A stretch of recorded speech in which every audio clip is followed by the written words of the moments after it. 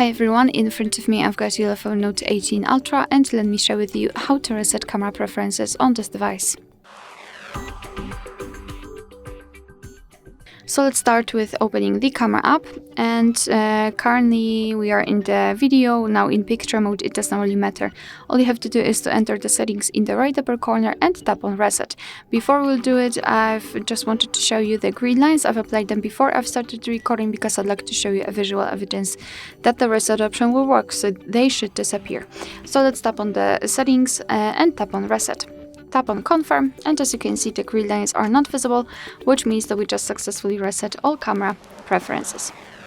Alright, so that will be all. Thank you so much for watching. I hope that this video was helpful, and if it was, please hit the subscribe button and leave the thumbs up.